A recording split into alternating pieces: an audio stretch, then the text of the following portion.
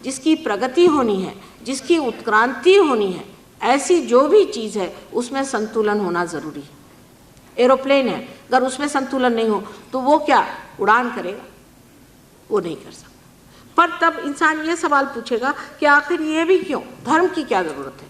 लोग तो ऐसे ऐसे सवाल पूछते हैं कि आप लोगों की कुंडलिनी क्यों जागरूक करते हैं। एक साहब ने ऐसे सवाल पूछ लिया कि कुंडलिनी क्यों जागरूक करते हैं। मैंने कहा ये तो ऐसा ही हुआ कि सारा रामायण पढ़ाने के बाद आप मुझसे पूछ रहे हैं कि राम की सीता कौन थी।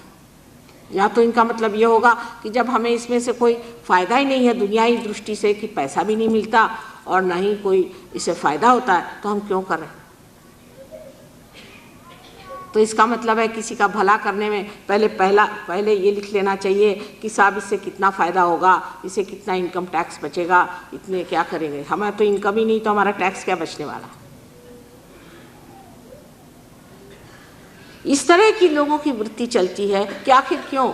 और ये भी सवाल पूछा जाता है कि धर्म क्यों, धर्म से मनुष्य क्यों अच्छे से रहे, क्यों उसकी अपनी 10 जो शक्तियाँ हैं उसको वो स्थित रखे और संतुलन में रखे। इसलिए कि उसको उड़ान करना है, उसको ऊंचा उठना है, उसको आत्मा बनना है, उसको ऊपरी जो ज़िंदगी है जिसको कि हम कहते हैं कि आत्मिक ज़िंदगी, उसको पाना है। ये पाना आपको है इसलिए कि आप बंधे हुए हैं इस चीज़ के लिए, आप बने हैं इसलिए, इसीलिए आप संसार में आए हैं। भगवान ने आपकी मेहनत बेकार में नहीं करी। जो आपको इंसान बनाया वो इसलिए नहीं कि इंसान बनने के बाद आप फिर से मिट्टी बन जाए, कि फिर से आप कोई जानवर बन जाए, पर इसलिए कि आप आत्मा स्वरूप होकर के उसके सुख को पाए। इसलिए भगवान बनाया है। ये सत्य हमें जान लेना चाहिए।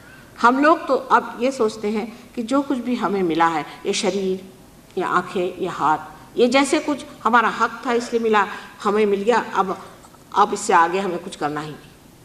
यह आपको मिला नहीं, ये दिया गया है। ये सब आपको आशीर्वादित किया गया है।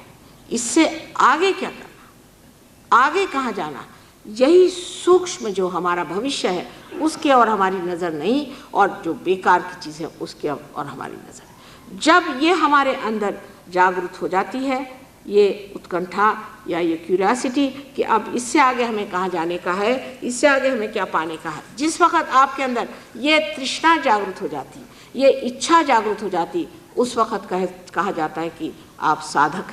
और ऐसे साधकों को मेरा नमस्कार है। जो साधक है वो है जिसने कि जान लिया कि इससे परे कोई चीज़ है, इससे परे कोई चीज़ है, ऐसा जिसने समझ लिया वही साधक है। अब जो कि नाभि चक्र है ये लक्ष्मी का तत्व है। इस लक्ष्मी तत्व में हम घूमते रहते हैं। सारा लक्ष्मी तत्व जो है पैसा कौड़ी ये वो दुनिया भर की चीज़, और फिर धर्म के चक्कर, ये सब चक्करों में हम घूमते रहते हैं।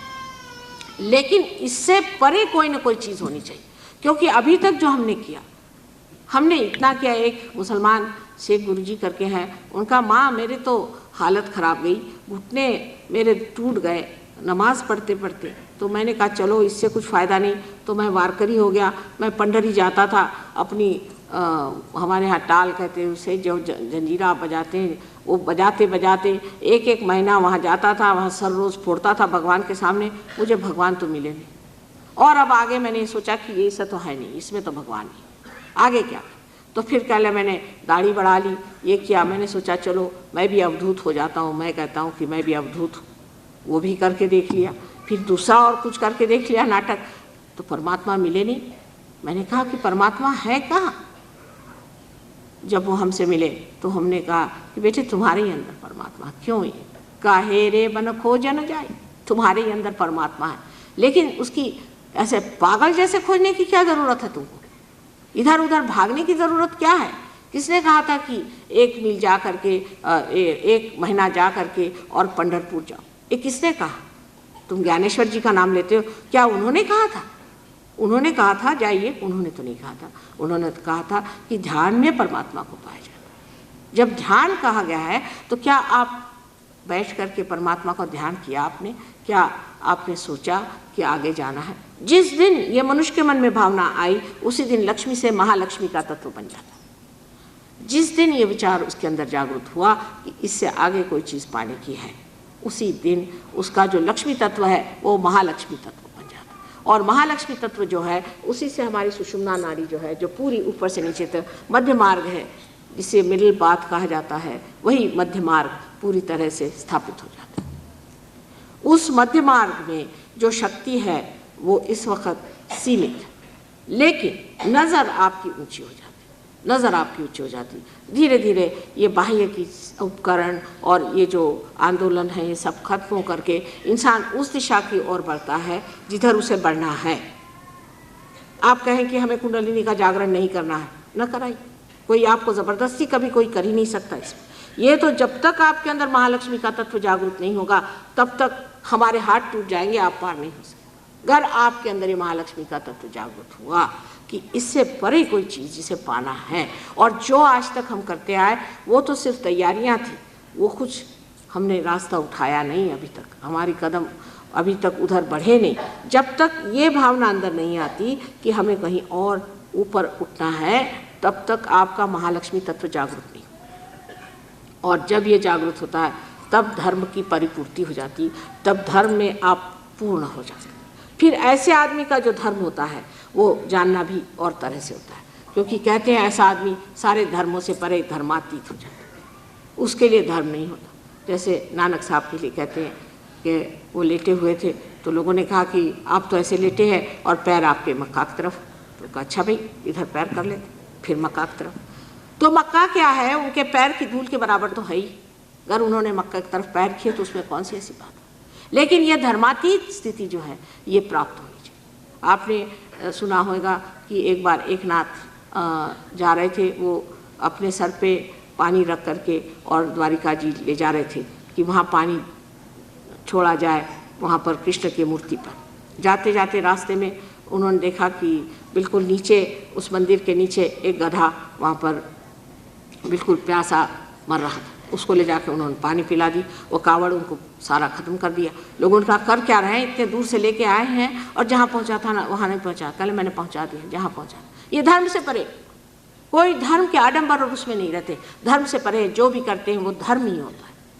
ऐसे धर्मातीत और गुणातीत स्थिति जो है, इसको पाने के लिए पहले आपके अंदर महालक्ष्मी तत्व आना चाहिए। जब तक ये आपके अंदर स्थिति नहीं आएगी, आपके किसी भी कार्य में कोई भी प्राण नहीं है।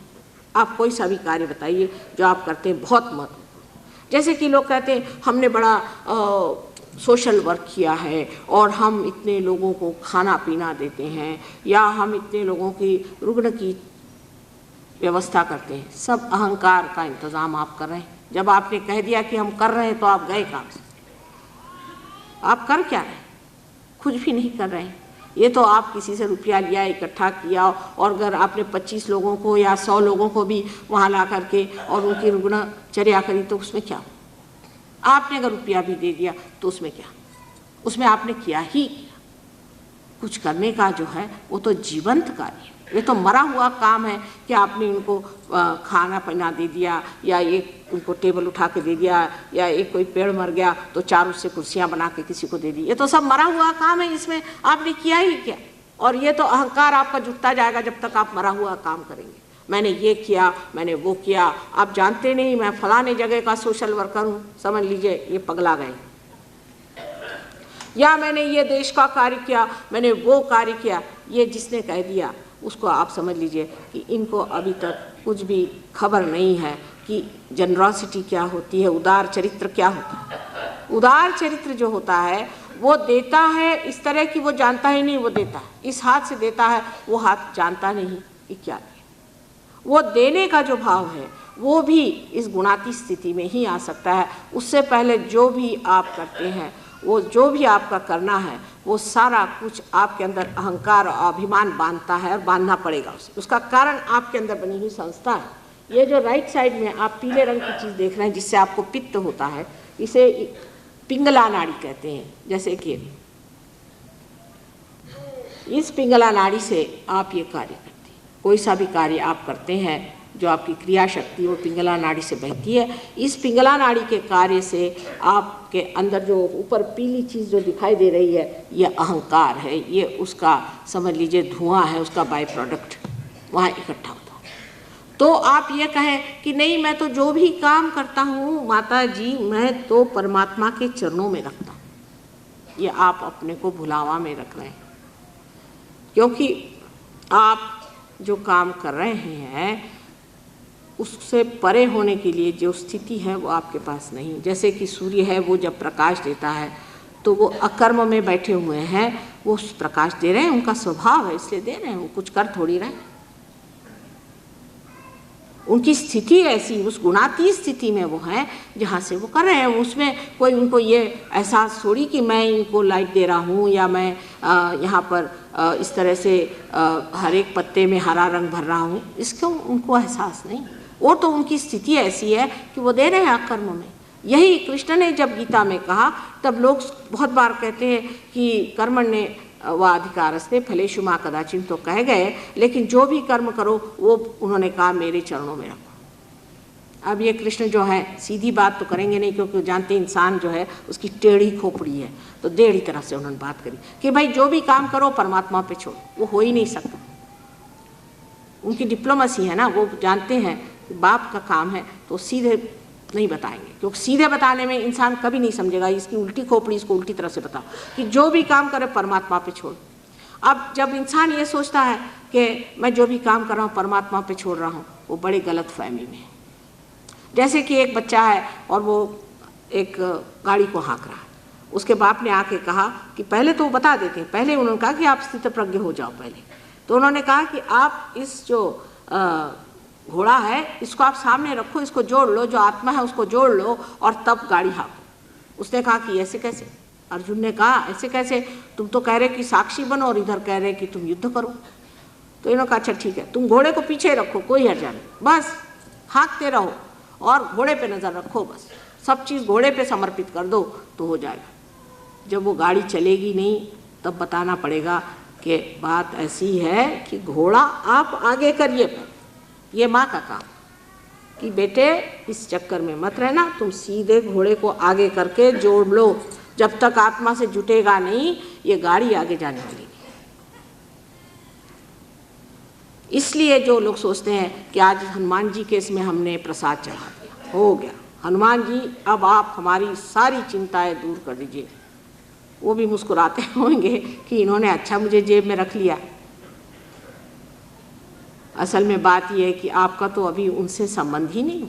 हनुमान जी अपने अंदर कहाँ बसे हुए हैं यही लोगों को नहीं मालूम है। वो हनुमान जी जो है इसी पिंगला नाड़ी पर ऊपर से नीचे दौड़ रहे हैं। इनको बाइबल में गैब्रियल कहा गया है, सेंट गैब्रियल जो थे वो हनुमान जी थे। और हनुमान जी हमारे अंदर हैं और जब तक हम उनकी मदद नहीं लेंगे, जब तक उनसे हम आशीर्वादित नहीं होंगे, हमारे कोई भी कार्य पूर्ण नहीं हो सकते। अब उनसे आशीर्वादित होने के लिए पहले उनसे संबंध होना चाहिए। उनसे संबंध होने के लिए पहले निराकार में आपको आत्मा को प्राप्त करना चाहिए। इसीलिए बहुत लोगों ने सिर्फ निराकार की बात की कि साकार की बात करो तो फिर फंस जाएंगे। पहले निराकार ही की बात करो कि आत्मा स्वरूप तो आप पालो।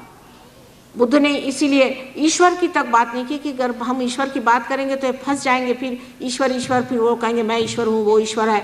इस झगड़े में पड़ने से पहले ये है कि इनको निराकार ही की बात करो कि तुम अपना सिर्फ आत्म साक्षात्कार पालो, फिर आगे बोलो। इसलिए उनको बहुत लोग कहते हैं कि वो एथीस्ट थे, परमात्मा में विश्वास नहीं था। ये तो इंसान की बुद्धि उल्टी है ना। उन्होंने जाना कि इंसान किस हद तक है कि उससे यही बात की भाई पहले तुम आत्म साक्षात्कार ले लो फिर आगे की बात करो। चाहे जो भी हालत हो, आज ऐसी हालत है कि आप एक क्षण में पार हो सकते, इसमें कोई शक नहीं। ये आपका भविष्य, यह आपका असली भविष्य है कि आप एक क्षण में पार हो जाते हैं। लेकिन इसमें फिर आपका अहंकार कहाँ जाता है, ये सवाल खड़ा होता है कि माँ फिर अहंकार कहाँ गया। उस वक़्त क्या होता है हमारे अंदर, जो चीज़ घटित होती है वो बड़ी बड़ी कमाल की चीज़ है कि जब कुंडलिनी जागरण होता है तो वो हमारे माथे में यहाँ जो आज्ञा चक्र की ये खिड़की है, आप देखिए ऊपर में, उस आज्ञा चक्र में जागृत हो जाती है। जब वहाँ की देवता, जब वो जागृति हो जाती, महालक्ष्मी है वहाँ बैठी, जैसे ही वो जागृत हो जाती है तो वो सारा की सारा आपका अहंकार और आपका प्रतिहंकार माने जो कंडीशनिंग है वो सारा खींच लेगा। उसको खींच लेने से ये जो दोनों तरफ जो आपको प्रति अहंकार या जिसे आप मनस कहते हैं या कंडीशनिंग कहते हैं, जिसे कि आप गहरे नीले रंग में देख रहे हैं और पीले रंग की जो दोनों ये थैलियाँ हैं ये अंदर एकदम खिंच जाती अपने आप। इसको आपको नहीं करना है। बहुत से लोग क्रिया योग करते हैं, राज योग करते हैं, ये सब अंदर घटित होता है, बाहर नहीं। कि जैसे एक साहब ने कहा कि जिस वक्त कुंडलिनी जागृत होती है तो खेचरी मुद्रा होती। खेचरी माने ये कि ये जो जीभ है अंदर की तरफ खिंच जाती है, लेकिन किसी को महसूस नहीं होता, क्योंकि जब आपकी कुंडलिनी चढ़ेगी तो कोई ना कोई तो अंदर क्रिया घटित होने ही वाली है। जैसे आपकी मोटर चलती है तो उसमें क्रियाएं अंदर होती रहती है, बाह्य में तो कुछ दिखाई नहीं देता। इसी प्रकार ये भी क्रिया कुंडलिनी की जब चढ़ती है तो ये सब चीज़ें आपके अंदर, जैसे आपकी पचन क्रिया आदि अपने आप होती है, उसी प्रकार ये सब क्रियाएँ होती है, बंध आदि। लेकिन वो कोई कहे कि मैं जीभ काट के, एक साहब ने किया हुआ है ऐसे ही, वहाँ क्रिया योग जो अमेरिका में है, वो जीभ काट करके उसको पीछे मोड़ करके यहाँ गले में दबा करके और कहे खेचरी हो रही। और बहुत से लोग वहाँ ऐसे जीभ लटकाए हुए कुत्ते जैसे घूमते, बात भी नहीं कर सकते। मैंने क्या ये कह क्रिया योगी, बताइए आप, क्रिया योगियों की क्रिया ही खत्म कर दी मुँह की। और इस पर एक बात है कि कबीरदास जी ने ऐसा लताड़ा है लोगों को, इतना कहा हुआ है कि जिन्होंने कबीरदास जी को जरा भी पढ़ा वैसे चक्करे में ना जाए, लेकिन वो भी उसी चक्कर में जाते हैं। सबसे तो कमाल यह है कि बिहार जहाँ पर कि कबीरदास जी ने इतनी मेहनत करी, इतना कुछ कहा, वहाँ पर उन्होंने सुरती कहा है, कुंडलिनी को सुरती कहा है, और वो तंबाकू को सुरती कहते हैं। अब और इससे क्या ज़्यादा अक्लमंदी हो सकती है कि जिस चीज़ के उन्होंने बिल्कुल मनाही की थी उसी को वो सुरती कहते। तो ये जो है कि हमारे अंदर आज्ञा चक्र जो है यहाँ पर, वो जब इसका शोषण कर लेता है तब हमारी यहाँ पे जो तालु भाग है ये खुल जाता है और यहाँ पे नरम हो जाता है और उसके अंदर से ठंडी ठंडी हवा आने लग जाती है। ये पहली पहचान है कि कुंडलिनी का जागरण हुआ। अब के कहते हैं कि कुंडलिनी के जागरण में ये आफत आती, वो आफत आती। हमने तो कोई देखा नहीं, हजारों लोगों की कुंडलिनी जागृत हो गई। जो लोग अपवित्र हैं, जिनके विचार अपवित्र हैं, जिनके अंदर धर्म नहीं है और जो पैसे के लिए काम करते हैं गंदे, ऐसे लोग कुंडलिनी की बात न करें तो अच्छा है। और जब ऐसे लोग कुंडलिनी उठाते हैं और ऐसे लोग जब कहते हैं हमारी कुंडलिनी जगी, तो ये जान लेना चाहिए कि इनकी कुंडलिनी नहीं जगी है, पर नीचे बैठे श्री गणेश का गुस्सा है। जब इनका गुस्सा चढ़ता है तो इतनी गर्मी बदन में होती है और सारे यहाँ से यहाँ तक ब्लिस्टर आ जाएंगे, आदमी भौंकने लगता है, कहीं तो शेर के जैसे बोलता है, कहीं चीखता है, कहीं कूदने लग जाता है। ये काम उसी को करना चाहिए जिसको इसका अधिकार है, और जिसको अधिकार नहीं है वो ऐसे कामों में फंसता है और लोगों का सर्वनाश करता है, उसके ऊपर भी ये बड़ी दशा आ जाती है। ऐसा आदमी जो कि इस तरह के तांत्रिक विद्या करता है और इस तरह के गलत तरीके से लोगों को फुसलाता है, उसकी 7 पुष्ट नष्ट हो जाती है और 7 पुष्ट में आदमी पागल की तरह घुमा करता है। ये मेरे अनुभव की बात है। मैंने बहुतों को देखा है इस प्रकार जिन्होंने काम किए, उनके बच्चों के बच्चे तक आज तक सफ़र कर रहे हैं। इसलिए ऐसे चक्करों में किसी को जाना नहीं चाहिए और किसी के साथ ऐसे काम करने नहीं चाहिए। और जो लोग ऐसे काम करवाते हैं वो भी जान लें कि उनकी भी पुश्तन पुश्त इसकी मर्यादाएं अगर तोड़ देंगे तो बहुत कुछ उनको नुकसान हो सकता है। इसलिए आप लोग निशा खाते रहें, किसी भी तरह की ऐसी गलत मन में धारणा न रखें कि हम इस तरह के लोगों से कुछ प्राप्त कर सकते हैं। कभी भी आप प्राप्त नहीं कर सकते। ये लोग आपके नुकसान पे आमादा है और ऐसे लोगों के पास जाने से वो तो आपके कर्दन काल है। मैंने तो देखा कि ऐसे लोगों ने जो लोगों का सत्यानाश किया है वो इस कदर सत्यानाश किया है कि उनके पास इतनी भी बुद्धि नहीं रह गई कि वो समझे कि हमारा इतना सत्यानाश हो गया। 6,000 पाउंड एक साहब ने दिया था और जब वो मेरे पास आए तो मैंने देखा कि उनको तो एपिलेप्सी की इतनी ज़बरदस्त बीमारी हो गई है कि वो यही नहीं समझते कि वो खड़े कहाँ। और अगर उनको एक लहसुन भी दिखा दीजिए तो उससे थरथराते हैं, क्योंकि उनको गुरु ने कहा था कि लहसुन खाना ठीक है। लहसुन से घबरा, लहसुन देखते साथ थर थर थर थर काँपने लगे। जो आदमी आपको गुलामी में फंसाता है उस आदमी के पास जा करके आप कभी कुंडलिनी का जागरण नहीं कर सकते। कुंडलिनी से आप स्वतंत्र हो जाते हैं, आपके स्व का तंत्र आता है, आप उसके गुरु हो जाते हैं, आप पूरी तरह से समर्थ हो जाते हैं और आप जानते हैं ये चीज़ क्या है। किसी भी गलत फहमी में नहीं रहना चाहिए। और जो लोग ऐसा करते हैं, गलत फहमी में रहते हैं, मैं यही सोचती हूँ कि इन सत्पुरुषों ने जो हमारे साथ किया, जितनी मेहनत और जितना कष्ट ज़िंदगी में उठाया, जितनी उनकी आत्मा हम लोगों के लिए छटपटाती रही, और हमने उस वक्त भी उन्हें दर्द दिया और अब भी उनको दर्द दे रहे हैं, उनका नाम ले करके हम गलत काम कर रहे हैं। कुंडलिनी का वास्तविक जागरण अंदर होता है और वो होने पर सत्य स्वरूप उसे आप लोग प्राप्त करें। ये आपका अधिकार है, ये आपका जन्मसिद्ध अधिकार है जिसे आप प्राप्त करें, जिसके लिए आप पैसा कौड़ी कुछ भी नहीं दे सकते। और जब तक कुंडलिनी का जागरण नहीं होता तब तक मनुष्य अधूरा है, उसकी पूर्णता नहीं। तब तक ऐसा ही समझ लीजिए कि एक दीप है लेकिन उसमें अभी तक ज्योत नहीं है। ज्योत आते ही आप एक ऐसे प्रांगण में उतर जाते हैं, ऐसे डायमेंशन में उतर जाते हैं कि वो डायमेंशन आप देखते ही आप समझ लेते हैं कि अब तो मैं सब चीज़ का साक्षी हो गया, मैं सब चीज़ की तरफ एक साक्षी स्वरूप देखता। जो कृष्ण ने कहा था कि आपको साक्षी होकर देखना लेकिन वो होने का तरीका जो है वो एकमात्र एकमेव है कि कुंडलिनी का जागरण और कोई नहीं। चाहे कृष्ण ने उस वक़्त नहीं कहा हो क्योंकि उनके पास समय नहीं था, या जिसने कहा हो उसने बहुत अधिक इससे कहा हो, इसका ये मतलब नहीं कि कोई एक विशेष धर्म ने कहा या दूसरे ने कहा, सब ने यही बात कही। यहाँ तक मोहम्मद साहब ने तो साफ कहा है कि जिस वक़्त आपका रिजरेक्शन होगा, जब उत्थान होगा, उस समय में आपके हाथ बोलेंगे। अब मुसलमान कहते हैं कि उनके बाद कोई आने वाला नहीं, उन्होंने फ्यूचर की पूरी बात करी, उनको तो कोई पढ़ता ही नहीं। उन्होंने फ्यूचर की बात करी, भविष्य की बात करी कि उस वक्त आपके हाथ बोलेंगे। माने ये है कि हम जो अभी बोल रहे हैं इसकी पूर्ति बाद में होने वाली। लेकिन अब किसी से बताई कोई सुनने को तैयार नहीं, क्योंकि कान तो सबने बंद कर लिए, अपने गलत तरीके के जो उन्होंने मार्ग बनाए रहते। आपको अगर सत्य चाहिए तो सत्य आपके अंदर बसा हुआ। अपने साथ आप जाति मत करिए, अपने साथ अन्याय मत करिए, क्योंकि आप इंसान बन के संसार में आए हैं। ये परमात्मा ने आप पे बड़ी मेहरबानी की कि आप इंसान बन करके आए हैं। इसको आप प्राप्त करें और उसका, परमात्मा का जो आनंद है कि आप उसके साम्राज्य में विराजें, वो उसे देना चाहिए। इस देने में आप क्यों रुकते? बेकार की धारणाएं, क्योंकि हम इस धर्म में पैदा हो, क्योंकि उस धर्म में पैदा हो, क्योंकि हमारे बाप ऐसे थे, क्योंकि हमारी माँ ऐसी थी। लेकिन आप क्या, आप अपने बच्चों को क्या देने वाले?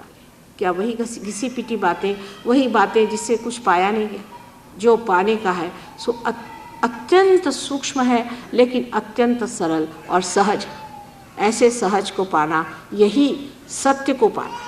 पहले तो हमारी मन की ये तैयारी होनी चाहिए कि माँ हमें तो सत्य ही चाहिए और हमें कुछ नहीं चाहिए। ऐसे जो वीर हों कि जो सत्य के सिवा कोई चीज़ नहीं मांगते, वही सहयोगी हो सकते हैं, नहीं तो नहीं हो सकते। क्योंकि सहयोग में आने के बाद भी मैं देखती हूँ लोगों में कि माँ हम तो ऐसा सोचते हैं कि हमारे ज़रा गुरु हैं, ज़रा पैसा ऐसा खाते हैं क्योंकि उनको कुछ और रोज़गार नहीं है। लेकिन अब क्या करें भाई, तुम अपने गुरु हो गए, अब काय को गुरु पाले हुए हो? जब तुम्हारी तंदुरुस्ती भी तुम्हारे गुरु अच्छे नहीं रख सके इसलिए तुम मेरे पास आए, तो उसको कहाँ पाल के रखा? जो असल है उसे ही पाना है, जो नकल है उसे छोड़ देना है, जो वास्तविक है उसे देखना है, जो वस्तु स्थिति है उसी को जानना है। ये जब हम धारणा बना लेते हैं तब आपके अंदर सहज में ज़मीन ऐसी तैयार हो जाती है कि ऐसे आदमी को समझाने की ज़रूरत नहीं, उसका अनुभव ही उसको सिखा दे। और जो कुछ अनुभव शून्य आज तक रहा है उसमें ही आप समाधान मत माने, क्योंकि आपको अभी तक उसका अनुभव नहीं है। कल आप अपने बच्चों को क्या देंगे या अपने ही मन को आप क्या समाधान देंगे? क्या रटने रटने से ही हो जाएगा? क्या पढ़ने पढ़ने से हो जाएगा? किसी भी चीज़ से नहीं हो सकता। कबीरदास जी ने कहा है, पढ़ी पढ़ी पंडित मूर्ख भय। तो मैं सोचती थी कि ऐसा कैसा कह रहे हैं। अब मेरी समझ में आया कि वो जो पढ़ते हैं वो सोचते हैं, जिसने गीता पढ़ी वो तो सोचता वो व्यास मुनि बन गया। कोई किताब पढ़ता है वो सोचता कि वो वही बन गया, फिर और वो कोई चीज़ सोचता ही नहीं। ऐसे भी लोग मैं देखे कि किताब रखेंगे और कहेंगे अच्छा अभी भगवान का नाम लेकर के मैं खोलता हूँ भविष्य क्या देख लो। उसमें के एक सेंटेंस को पकड़ लेंगे, कल इसका भविष्य मतलब ये है, ये कौन तमाशा। इससे भी बढ़ के लोग ऐसे होते हैं कि इतना छोटा सा कोई से भी किताब जो कि मानी जाए, जैसे बाइबल है या कोई इनका तौरात होता है या अपना ग्रंथ साहब है, कोई सी भी किताब हो, जैसे गीता है, कोई सी भी छोटी, उसको इतनी छोटी बना ली और यहाँ बांध ली, हो गया। इस तरह के भ्रम में रहने से परमात्मा नहीं मिलने वाले। और वो कितने सहज सरल आपके अंदर मिल सकते हैं।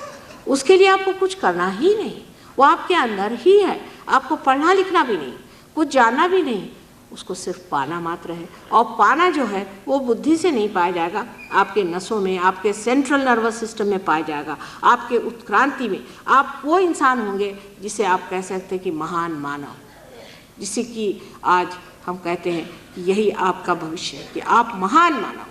फिर इस देश में, ये देश, इसकी जितनी पूजा की जाए न कम।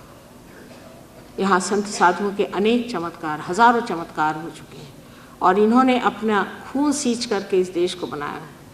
इस देश में जो पुण्य है वो आपको किसी भी देश में नहीं मिल सकता। और इस देश में रहने वाले लोग महान पुण्यवान होंगे, पूर्वजन का सुकृत होगा, तभी यहाँ पैदा होंगे।